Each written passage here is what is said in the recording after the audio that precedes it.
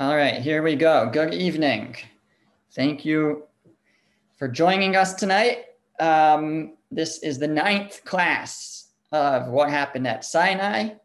And what we're going to do is we're going to talk a little bit about the next of the 10 Commandments, and then we're going to segue into some topics about Purim, talk about Purim a little bit, which begins this Thursday night. It's a one-day holiday, Thursday night and Friday. And we'll actually see, we're going to discover that there's a major connection between Purim and the revelation at Sinai and the giving of the Torah. And so we're going to talk about that, and hopefully we'll come away with some inspiring ideas about Purim.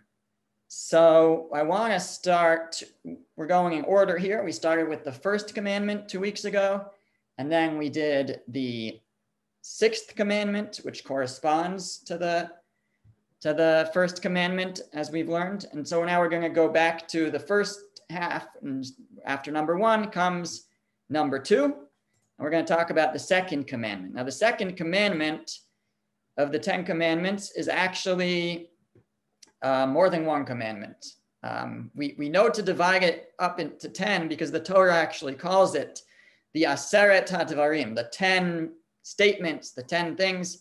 But really within number 2 are a number of different mitzvot, a number of different commandments.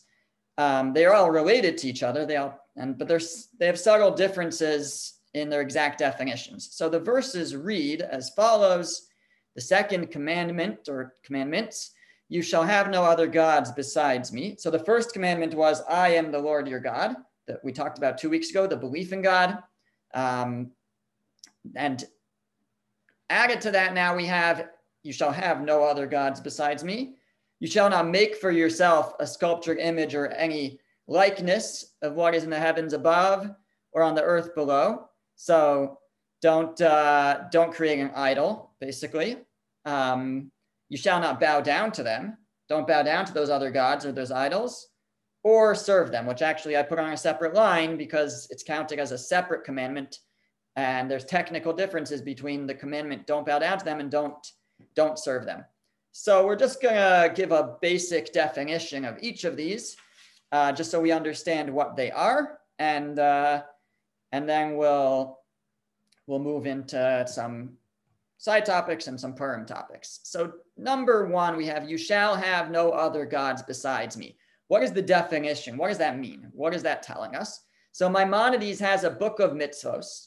He has a book where he lists what he believes to be the 613 commandments. We have a tradition, we've actually touched on it a few times in this class, that the Talmud teaches us that there are 613 commandments, but we don't have a list of them. We have the Torah, and you can go through all the verses in the Torah and try to decide what are the 613, what counts as one, what doesn't count as one, and there's different opinions. So Maimonides, the Rambam, has his list, and in his list, the very first negative commandment that he lists is from this verse, you shall have no other gods besides me. That's what is the second of the 10 commandments, is on his list, just how he decided to organize them. He counts it as the first of the negative commandments. And he writes that the first prohibition is that we are forbidden to believe that there is any deity other than God. And the source is this statement, do not have any other gods before me, or you shall have no other gods besides me, depending on how you want to translate it. And that's prohibition number 1. Forbidden to believe that there is any deity other than God. Now, the definition of another deity or another God in this context is that the Torah tells us you may not believe that there is any entity that possesses the free will, or at minimum the free will to make independent choices and the governing power to implement them. In other words, we can't believe that the stars can decide on their own, or some kind of spiritual force can decide on its own that what should happen in the world. It's all working through God. God is overseeing and controlling all the powers that exist. And even if there are spiritual powers, but those are also in God's hands. They're not independent. They don't make independent decisions. And even if you believe that God has ultimate authority over them, but you believe that God gave them the ability, gave certain powers the ability to make decisions and implement them on their own, gave certain forces, that's also a violation. To believe that even that God creates emissaries. Actually, according to Maimonides, when he discusses the history of idolatry, he says at the beginning, everybody believed that God was the creator of the world. They just started to believe that he appointed emissaries, the sun, the moon, and then eventually they decided, let's just worship those emissaries, and then those idolaters eventually forgot about God. But it starts with the belief that God gives power to certain forces, and that is what this commandment prohibits, to believe that there are forces out there that are God, so to speak, that they have their own control. Even if you believe that God has ultimate authority over them, that's a transgression of this. Now,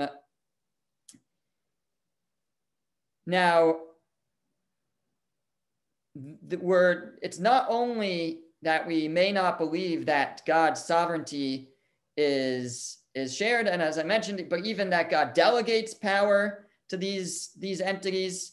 We can just put it in a metaphor that, so let's say, look at God as the chief of the general of the army, and then he has commanders and generals, that he appoints under him and gives them the ability to make independent choices. No, that's not how we look at that. That's not the case. That's not what as Jews we are to believe. We are to believe that God maintains total control, even if he creates these forces, these spiritual forces, but they're programmed to do as God determined for them at the outset. And they don't have free will to change that. And so they don't really exist independently of God. Even angels are just agents compelled to perform no more and no less than the exact task that God appoints them for. So, but they don't have independent free will to implement their own decisions in the world. So that's number one here. You shall have no other gods besides me.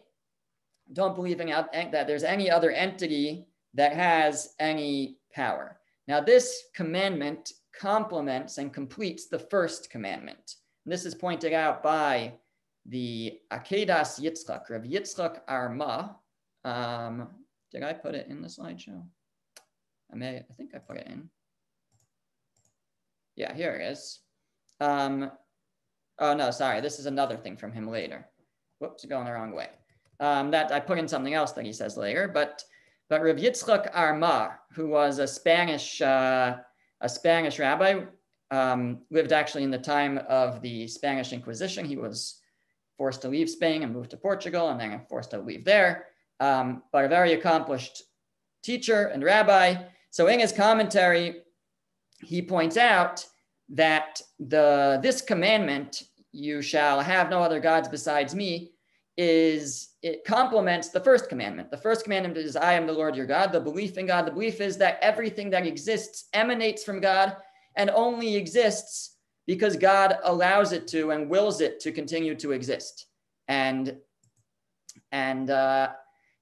this complements that. The way he says it is that careful observance of this commandment complements and completes the faith demanded by the first commandment. For a person's understanding and faith in God is not complete until he removes any multiplicity or form of partnership from their understanding of God. So the first commandment to believe in God is not really complete. We don't have a complete picture of God until we eliminate the possibility of a partnership or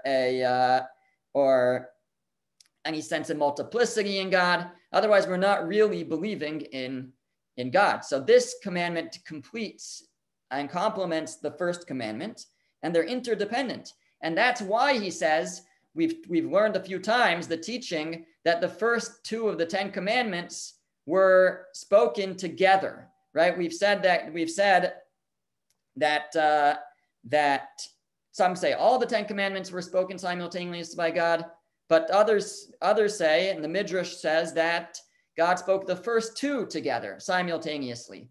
And that teaches us that they're interdependent, because we don't really have a proper understanding of God so the commandment to believe in God, number one, is only perfected if we have number two, which is not to believe that there's any duality, multiplicity to God. And this, of course, also ties into another commandment, which is more in the positive sense, which is that there's another commandment which is from the Shema, right?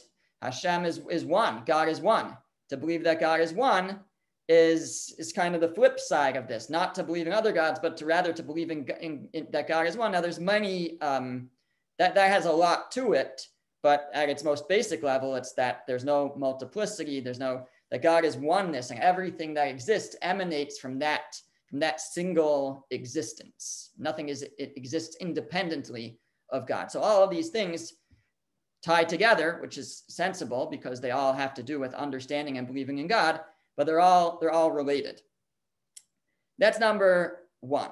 Now, the next verse, still in this, what we call the second commandment, it teaches, you shall not make for yourself a sculptured image or any likeness of what is in the heavens above, or on the earth below, or in the waters under the earth.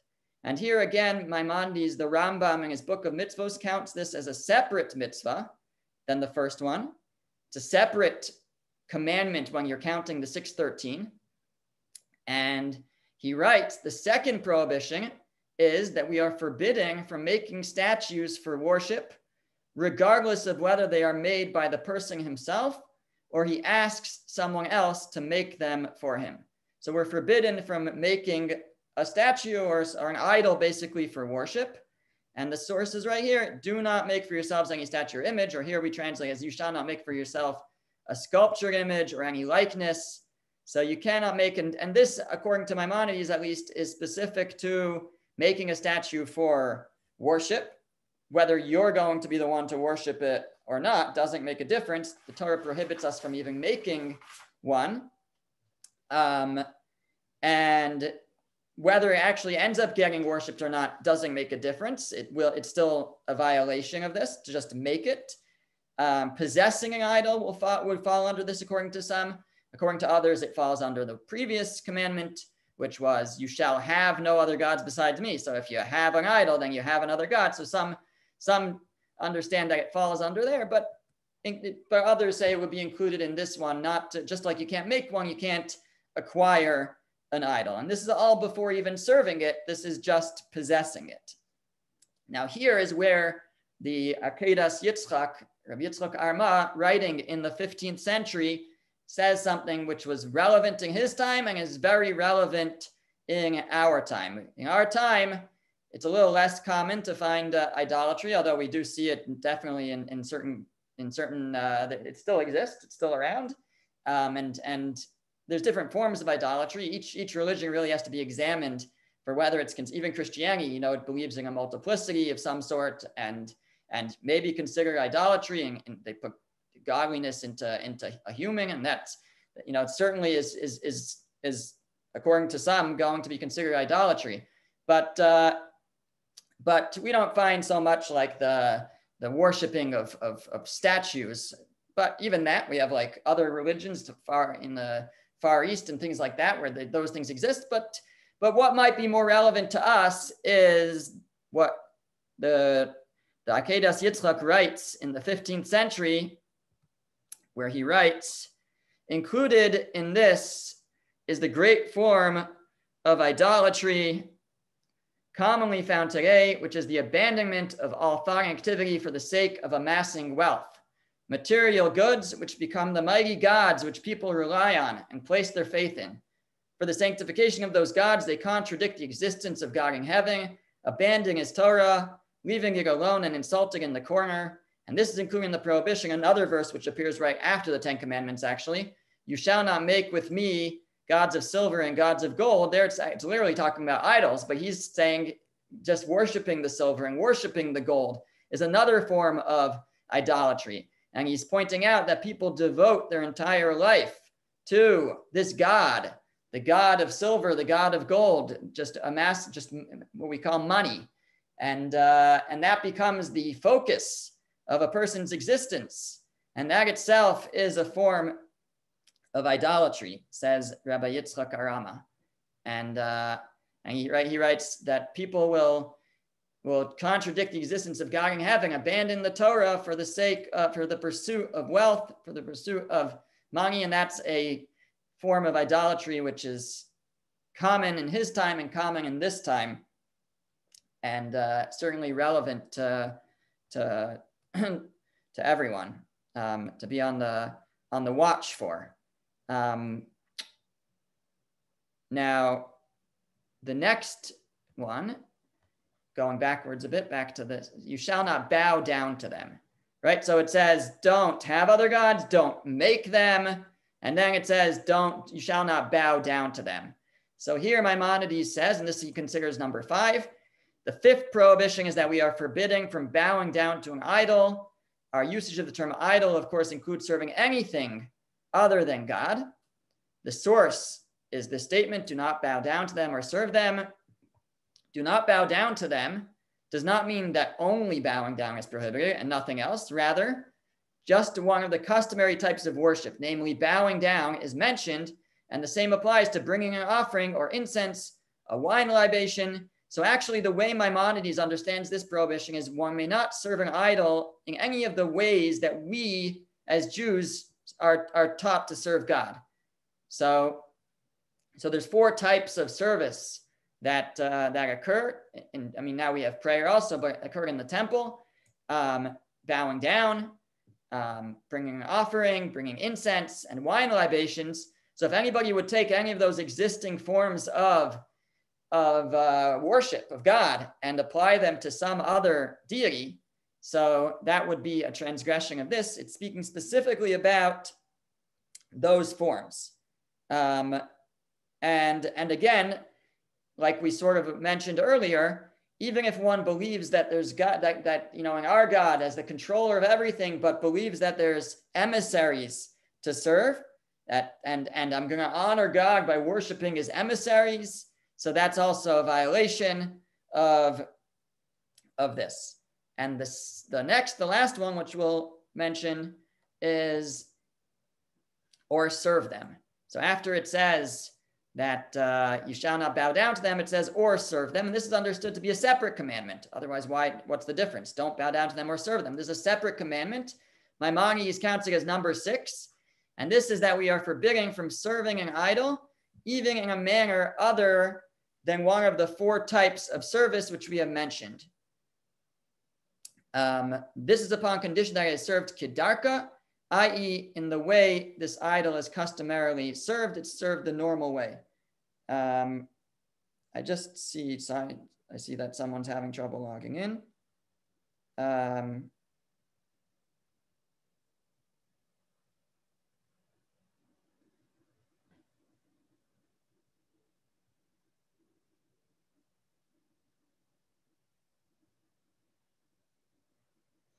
Okay.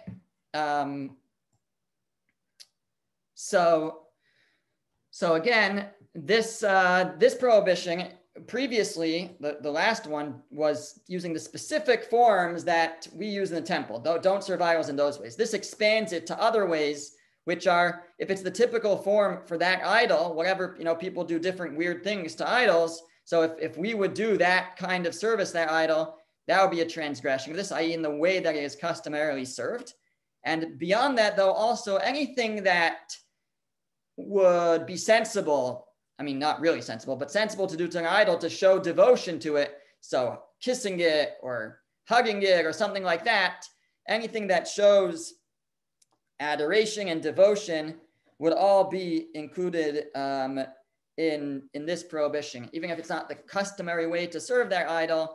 But it would still, if it's like something that shows reverence to it, then it's also a transgression. So those are the the basic four commandments that are included in this, what we call the second commandment of the 10 commandments, but it's actually 4 different mitzvot. One is just not to believe that there are any other deities that have free will, that have control. Number 2, don't make idols or acquire them. Number 3, don't serve them in ways that we typically serve our God. Don't worship them by bowing or things like that. And number 4, don't serve them in other ways that may be the ways that those idols are normally served. Also, don't serve them that way. Okay, so that's pretty technical. Now we're gonna segue into some topics relating to Purim. So actually, the topic of worship and idols comes up right in the middle of the Purim story. Just the very, very rapid review, just to refresh ourselves about the Purim story. So the story of Purim, the salvation that we celebrate, Purim, it occurs between the destruction of the first temple and the building of the second temple, in the year 366 BCE. And basically the story is, the beginning of the story, there Ahasuerus, the king of the Persians, makes a big party, and Jews attend that party, which is was not something that pleased God, and according to many, according to some midrash, that's what angered God at the time. But in any event, at the same time, there was a queen. Ahasuerus had a queen named Vashti, and he demanded that she appear before him. She refused. He ends up having her killed.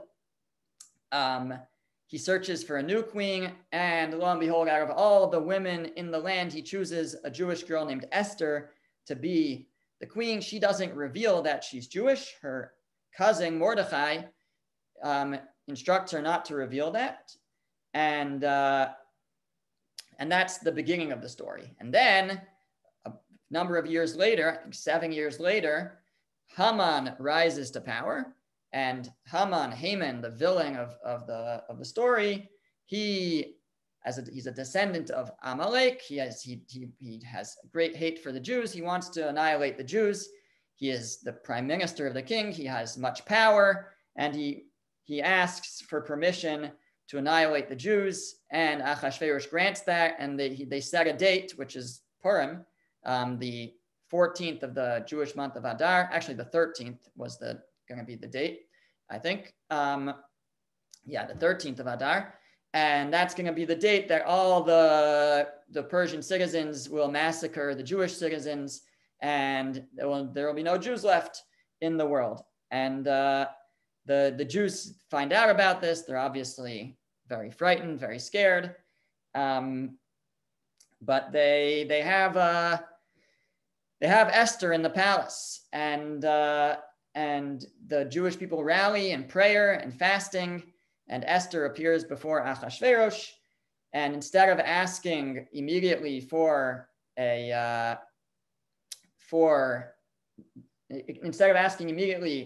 that he save them, she delays, and she invites him to a party with Haman.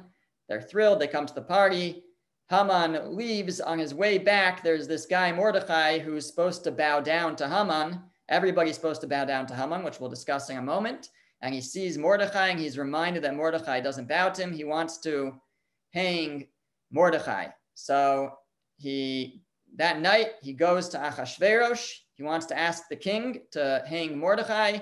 And meanwhile, the king he can't sleep. He's looking, and he asks for his book of Chronicles to be read to him. Well, it turns out that years earlier, at the beginning of the Megillah, Mordecai had actually saved the king's life from some assassins, and they read it that night, and they realize they never rewarded Mordecai. So Ahasuerus asks Haman, what should we do to honor someone? Haman assumes he's talking about him.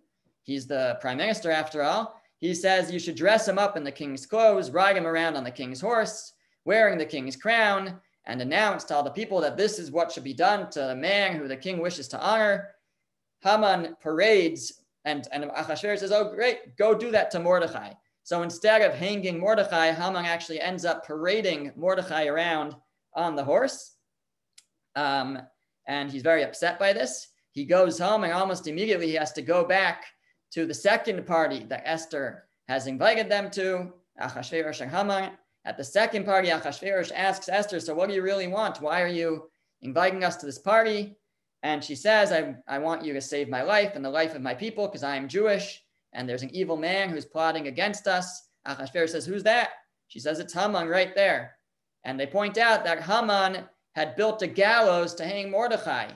And Achashverosh says, you built a gallows to hang the guy that saved my life? And also you're trying to kill my queen? You're done. And they hang Haman. And eventually Mordechai now is appointed to a position of power, and they do all they can to reverse the king's decree, the decree to annihilate the Jews. It's not completely reversed, but at least the Jews are given the chance to defend themselves. And finally, there's this great battle in which the Jewish people are victorious, and we celebrate the salvation on Purim. That's in a nutshell, the Purim story. Now, within the Purim story, we have an episode early on. I mentioned that Haman was very angry that Mordechai would not bow down to him. That actually occurs a couple of times in the story. The first time early on, that's what we'll read now, a couple of verses. And in chapter 3, it reads as follows. And all the king's servants who were in the king's gate would kneel and prostrate themselves before Haman, for so had the king commanded concerning him. But Mordechai would neither kneel nor prostrate himself. Mordechai refuses to bow down to Haman. Then the king's servants who were in the king's gate said to Mordechai, why do you disobey the king's orders? So Mordechai won't bow to Haman. And the people are like, why not? This is the king's command. The king commanded that everybody has to bow down to Haman. Now it came to pass when they said this to him daily and he did not heed them. He wouldn't listen. Mordechai would not bow to Haman. They told this to Haman to see whether Mordechai's words would stand up, for he had told them that he was a Jew. So they wanted to see once Haman got word of it, that Mordechai wasn't bound, perhaps he hadn't noticed. He had told, I'm not sure I agree with this translation, but anyways, they basically, Haman finds out that Mordechai is not bowing. When Haman saw that Mordechai would neither kneel nor prostrate himself before him, Haman became full of wrath. But it seemed contemptible to him to lay hands on Mordechai alone, for they had told him Mordechai's nationality, and Haman sought to destroy all the Jews who were throughout Achashverosh's entire kingdom, Mordechai's people. So it's not enough for Haman to just kill Mordechai. He decides he has to kill all the Jewish people. Now, why would Mordechai not bow down to Haman? What's the big deal? The king says, bow to him, so just bow to him. Is it forbidden to bow to someone in respect of them? In some countries, that's what that's what you do. You give a little bow. Is that forbidden? This may be more than that. This may be prostrating. But were they worshiping Haman? Not necessarily. It was a sign of respect. So is this forbidding in any way? Why was Mordechai refusing? So there's different opinions that we find in our tradition. One opinion is that actually Haman had an idol hanging around his neck. And so there was an idol there. And that's actually the way that the Midrash says it actually, is that he didn't always have the idol around his neck. Once he got Achashverosh, the king, to command people to bow to him, so then he wanted to entice people or trick people into bowing to an idol, and then he put the idol on his neck, specifically to get them to bow. And Mordechai, actually, I think it may have been also sewn into his clothes, not necessarily like a necklace, at least according to this midrash. In any event, he had some kind of idol on him, and that's why Mordechai wouldn't bow. That's one approach. The other approach, which we find in the Talmud, which is that Haman considered himself a god. He made himself like a god, and therefore Mordechai said, okay, if he considers himself a god, then I cannot bow to him. We find a similar thing with Pharaoh. Pharaoh also in Egypt was considered a god. He actually would hide the fact that he had to go to the bathroom. That's why Moses always finds Pharaoh by the Nile early in the morning, because that's when Pharaoh would go to the bathroom, and then because a god doesn't have to go to the bathroom. So he would find him by the Nile River relieving himself, and Pharaoh also made people think that he was a god. So that was another reason why Mordechai wouldn't bow, is because Haman himself declared himself to be a idol. Now, this idea of a person considering themselves like a god is actually not so far-fetched. I don't mean it's not far-fetched that they're actually God. What I mean is that the Talmud makes a statement that basically says that it's not so uncommon that people do this. The Talmud says, I think I actually put it right here. There it is. The Talmud says, concerning any person who has arrogance within him, it is fitting to hew him down as a tree designated for idolatry. An Asherah tree is hewn down. The Torah talks about a tree that is worshipped, and it says you got to cut down that tree if it's an idol. And the Talmud says that someone who has arrogance is fit to be cut down just like a tree. Now, it's not telling us to actually go ahead and do it and just cut down anyone who's arrogant, but we should know that someone who's arrogant is fit to be cut down like a tree. And the question is like an idol. The question is why? What does arrogance have to do with a tree for idolatry? So Rabbi Shlomo Bolby explains that the idea of somebody having arrogance is based on the belief that everything, whatever talent, whatever beauty the person has, is their own and comes from themselves. If a person would recognize that that the talents and skills that we have, the beauty that we have, whatever it might be, is a God-given gift, comes from God, then there's nothing to be arrogant about. It doesn't come from me, right? There's nothing to show off about, and nothing to get a bloated ego from. It's all from God. God endows me with these talents and these skills and this beauty. But if a person recognizes that, then they will not be arrogant. Somebody who is arrogant about their skills is failing to recognize that. They're failing really to recognize that they are a creation of God. They are God's creation. That's why they have what they have. If we fail to recognize and remember that what we have, the skills, the talents, the beauty, whatever it might be that we have, comes from God, then we're basically forgetting that we are a creation of God. The moment we forget that we are a creation, so then what are we? Then we're basically saying I'm a God myself.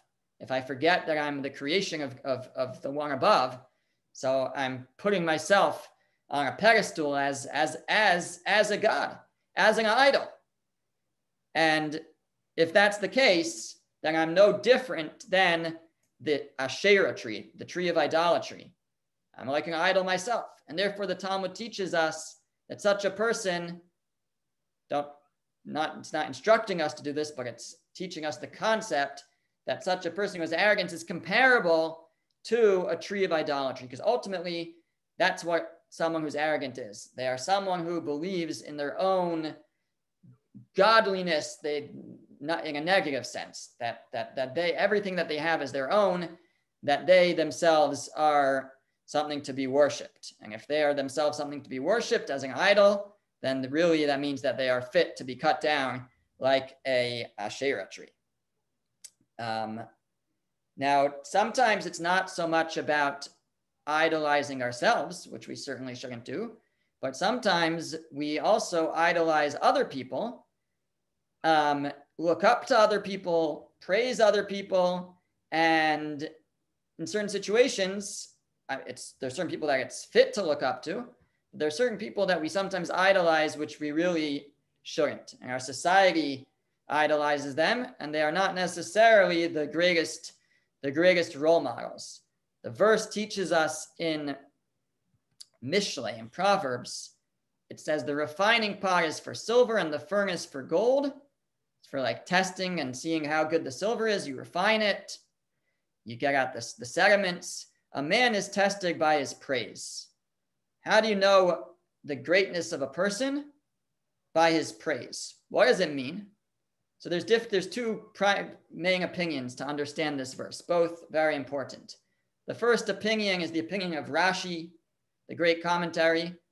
A man is tested by his praise. You want to know how great a person is? Listen to what people say about him or her. That's how you'll know. You'll get a sense. If people are complimentary of someone, then that person seemingly passes the test. If people speak negatively about someone, they probably the person doesn't pass the test. That's one way to understand the verse. The other way, which I think is a little bit more novel, but also really important, is the teaching of Rabbeinu Yonah, also medieval commentary. Rabbeinu Yonah says, you know what this verse means? A man is tested by his praise. A person is tested by their praise, by what they praise and who they praise. What do we talk about? What do we glorify? What do we idolize? That's how we can determine the worth, the value of a person. If a person idolizes, again, we come back to wealth and fame and honor, and that's what we look up to. Celebrities, if that's what the people that we think are the great people of society, then that defines who we are. We don't necessarily have our values on straight. But if we praise the people we hear, of someone who does an amazing acts of kindness, we praise people who are role models in their deeds, in their observance, in whatever it might be, that's really something positive. So that also speaks of our worth. What we praise, what we idolize, that's how we test our own, that's the test of a person's worth. And it's something that's certainly very important to remember in raising children, is what do we talk about? What do we glorify? What's the dinner conversation, and who do we speak about in positive terms? Obviously, we shouldn't speak about anyone in negative terms, but even in positive terms, when we're praising, but who do we praise? What do we praise? What do we consider great? Because that has a great impact on the people listening, especially if they're little people and they learn from what we talk about. So a man is tested by his praise is a very important verse teaching us that which we praise actually defines who we are as well. Okay, so that's a little bit more about idolatry, that there's not just the physical idols, the statues. We talked about idolizing money, the pursuit of wealth, idolizing ourselves, becoming arrogant in ours, or a person becoming arrogant in their skills and talents, not recognizing that it comes from God, and idolizing people who really shouldn't be the people we're looking up to, instead of the people that we should be looking up to. Now let's turn a little bit away from the idolatry topic to the main connection between Purim and Sinai. And the main connection is based on a passage in the Talmud, which is a very, very difficult passage, but we're going to come out with some beautiful approaches, hopefully. So the verse reads right before the giving of the Torah. at Sinai, right before the Ten Commandments, it says Moses led the people out of the camp toward God, and they took their places at the foot of the mountain. Okay, seems like a simple verse. The thing is that the Hebrew of their place at the foot of the mountain, in Hebrew it's bisachti sahar, like at the bottom of the mountain, so to speak. The bottom of the mountain. So the Talmud says something very fascinating about this. It says here that this translation says they stood at the lowermost part of the mount, same thing. Rabbi Avdini Bar Chama Bar Chassa said, the verse teaches that the Holy One, blessed be he, overturned the mountain above the Jews like a barrel. In other words, it says they were under the mountain. So what does that mean, they were under the mountain? It means, God, says the Talmud, God picked up the mountain like a barrel, held it over their heads, and said to them, if you accept the Torah, excellent, and if not, there under the mountain will be your burial. So the Talmud says that God threatened the Jews with death, with a mountain held over their heads, in order to get them to accept the Torah. Continues the Talmud, and it says, Rav Acha Bar Yaakov said, from here, there is a substantial caveat to the obligation to fulfill the Torah.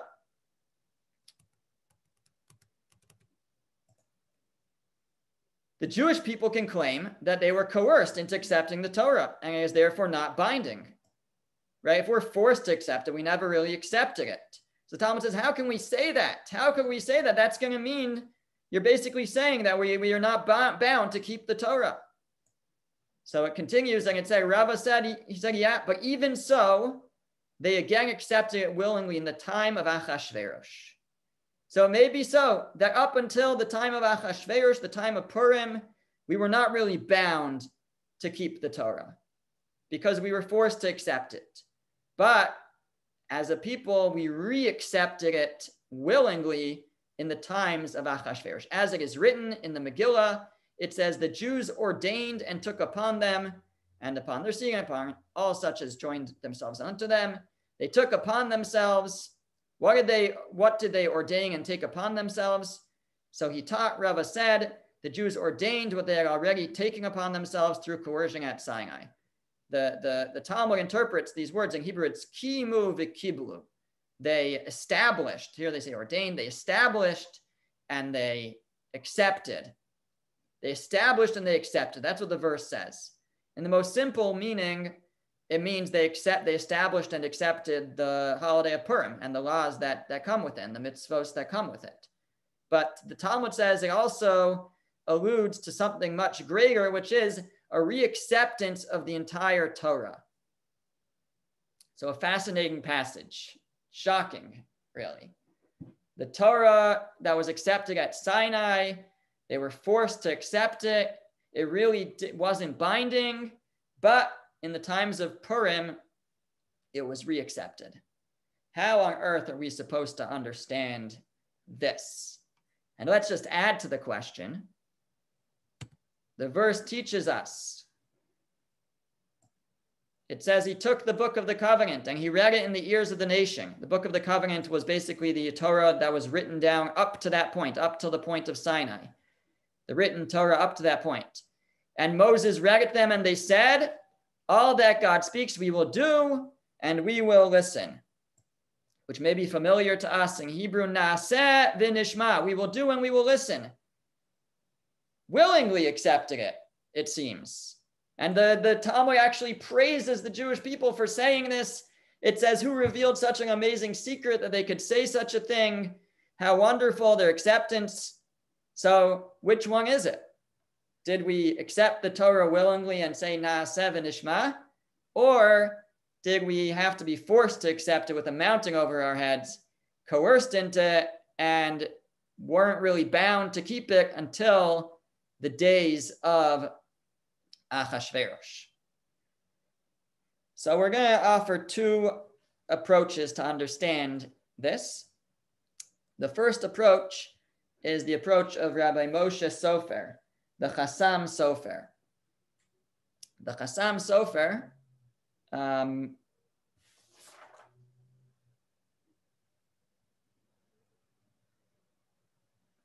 could stop this for now. The Chassam Sofer gives the following answer. He says, and it's based on some earlier comments of the medieval commentaries, that they asked this question. They ask, what do you mean we were forced to accept it? I thought we said Na'aseh v'nishma. I thought we accepted it willingly. So the early commentaries make a distinction. They say, you know what we accepted willingly? What it says in that verse, it says he took the book of the covenant and he read it to them. And they said Na'aseh v'nishma. So they accepted the book of the covenant. In other words, the written Torah. That which was written down, they accepted. And it makes sense. In fact, the Talmud says, we spoke about it another week, like, what were they thinking? You know, just saying, oh yeah, we'll do it. We don't need to see it, right? We asked that question a while back. And we explained, well, they trusted God. They trusted God. That's why they accepted it. So says the Chassam Sofer, makes sense for the written Torah, right? The written Torah, God's words, so they can trust God. What about the oral tradition? Much of that, there's different aspects to the oral tradition, but a lot of it is interpretation of the sages. So do they trust the sages as much as they trust God? No. So that's what they had to be forced to accept. The part of that God was giving them directly, they're going to accept that all out. You know, no question. They don't need to be told twice. Na'aseh v'nishma, we will do it, we'll accept it. But you want to leave some of the interpretation in the hands of the sages. There's an oral tradition. Now, oral tradition doesn't mean it's all interpretation. A lot of that is also originating, most of it, you know, originating with God's words at Sinai, but there's definitely an aspect of it which is interpretation of the sages. You want us to just say, no problem, we'll trust whatever they say. We're not going to do that. So God says, okay, I'll make sure you do that. Here's a mounting. I'm holding it over your head. Now you'll accept it. But that was never willingly. It was only by force until the times of Achashverosh. What happened in the days of Achashverosh? What happened was you had this great leader, this great rabbi. His name was Mordechai. And Mordechai told them, first of all, don't go to the party. They didn't listen. He said, don't bow to Haman. They didn't listen. And they said, Mordechai, if we don't bow to Haman, we're going to be in trouble. And Mordechai said, don't bow to Haman. And who was right? Well, it seems that they were right, because what happened was, as we read in the verse, Haman sees Mordechai won't bow.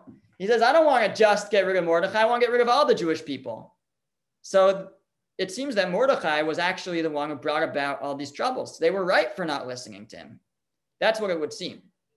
But in the end of the story, it's not quite that way, because Mordechai is a key player, him and Esther, in bringing about the salvation. In arranging things, we don't have time to go through the whole story now, but that whole episode with saving the king's life and him being ridden on the horse by Haman, and that being part of Haman's downfall, because Haman was trying to kill the guy who had saved the king's life. So Mordechai ends up being a catalyst in the salvation, which really ultimately showed that he was right. Otherwise, he wouldn't have been part of the equation. If Mordechai was wrong, God would not have kept him in the equation as being a catalyst of salvation. Mordechai was right. And the people came to this clear realization that we have to listen to our great leaders, our great sages. And it's because of that at that time, they were ready to reaccept the Torah, even the part that they originally had not accepted willingly, the part of listening to the teachings of the sages. Now they were willing to accept that. That's one understanding. And again, so the explanation is the written Torah directly from God, that they said Na'aseh v'nishma, that they accepted willingly. It was the parts that were up to interpretation of the sages that they were not willing to accept, that God had to hold a mounting over their head. But in the end, they realized in the days of Mordechai, in the days of Achashverosh, that we should be listening to our great sages. That's one approach. The second approach is the approach of Rabbi Shimon Schwab. Rabbi Shimon Schwab explains that when the Talmud says that God held a mountain over their heads, it doesn't really mean that God picked up the mountain and held it over their heads. It's a metaphor. What is it a metaphor for?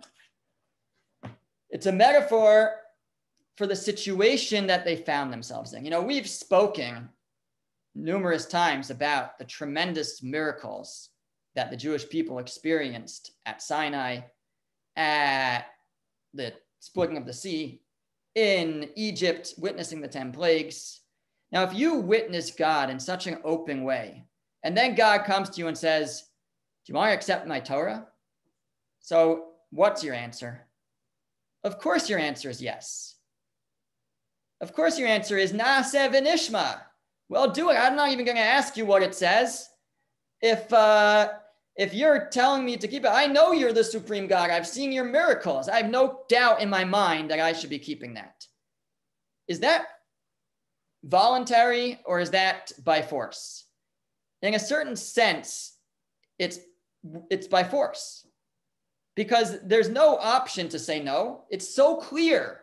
It's so clear that this is the path, that this is what we should agree to, that this is what we should choose. So when the Talmud says that they had a mountain over their head, that they were, it's just expressing that they were forced to accept it. He actually, Rav Schwab wants to say, it says a barrel, like a barrel of wine was over their head. They were intoxicated by God, and so to speak. They were full of it. They were experiencing it firsthand, open miracles. There was nothing that could get them to say no. And that situation continued for many, many years. Dr. Schwab asks, he says, the Talmud says that we had this caveat that we weren't really responsible for keeping the Torah. Really? Have you ever read any of the prophets? Over and over and over again in the prophets, it says the people sinned, God punished them, you know, this enemy came and that enemy came, then they repented, then they were saved, then after, their leader died, then they sinned again, worshipped idols, all these things. It seems that there's retribution, that they're being punished for their behavior. Well, if they never really accepted the Torah willingly, then why are they being punished for their behavior? The answer is, says Rav Schwab, that because in the days of the prophets, it was a continuation of the situation at Sinai. They were continuing to experience open miracles. There were many miracles in the days of the prophets. There were miracles in the temple, in the first temple, all the way until the destruction of the first temple. We lived in a world of open miracles. It wasn't until the destruction of the temple that things changed. Then the world entered a new phase, and that was right around the time of Purim. Right around the time of Purim, things changed. There were no longer going to be open miracles in the world. And so now at this point, we could say we're no longer responsible for keeping the Torah. Because when did we agree to it? When we were witnessing God openly with open miracles, then we'll accept it. But when God's hidden from us, perhaps not. Perhaps you can't expect us to fulfill the Torah if God's hiding his face from us. So that's what the Talmud is saying. However, in the time of Achashverosh, we reaccepted the Torah. And what happened in the times of Purim? What was the Purim story? The Purim story was the people seeing God in a world without miracles, being able to see God in the day-to-day, taking a series of events, Vashti being killed, paving the way for Esther, Esther being chosen, Achashverosh forgetting to reward Mordechai and only remembering years later, right in the perfect nick of time. There's many, many, many details. Every detail of the Megillah is important. We could do a whole series on it, really, of how each detail leads to the next and how everything comes together. Now, if you have enough, the definition of a miracle is really something that is so rare that it can't happen under normal circumstances. And that's what the situation here. All these things coming together is a miracle. It's a miracle, but it's not an open miracle. It's not above nature. It's not supernatural. It's within the normal operating of the world. That's the kind of miracle that occurred on Purim. And we were able to see that. The Jewish people were able to see it, really thanks to Mordechai and Esther being the leaders and being able to show that to them, that this was the hand of God. This wasn't just a lucky coincidence that everything worked out. This was the hand of God. And at that time, we reaccepted the Torah in such a world where we don't see open miracles, but where we learn the lesson that God is guiding world events. We don't always understand it. In fact, the Megillah describes the people at the time before they were saved as confused. And sometimes we look at the world and we're confused. We don't understand. But the prophets teach us God's thoughts are not our thoughts. We don't understand God's ways. We don't understand, but we understand that there is a God. We understand that God has a plan for the world and guides events. And that's the lesson of Purim, ultimately. And that's why we dress up on Purim. We put masks on, we cover our faces, because we recognize that God is sometimes hidden behind a mask. We don't always see him. Right now, we're all behind masks these days. And we don't understand why. We don't understand. But there is a reason. And God guides the world. And that's ultimately the lesson of Purim. And it's under such a circumstance that we reaccepted the Torah in the times of Achashverosh, that we can see God not only in a world of open miracles, but also in the world of hidden miracles, or of where God's face is somewhat hidden from us. But ultimately, we understand that God is there guiding world events. And that's what Purim celebrates God's ability or the fact that God guides and runs the world, even if we can't always see him. And that's the great celebration of Purim, the great joy in understanding that all that occurs for a reason. And if we can internalize that, then that can actually bring us great joy in our lives. So we'll hold there. There's much more to say about Purim. It's a great holiday, but we'll have to save it for another time. Rabbi. Thank you, Rabbi. Thanks, Samira. Sure.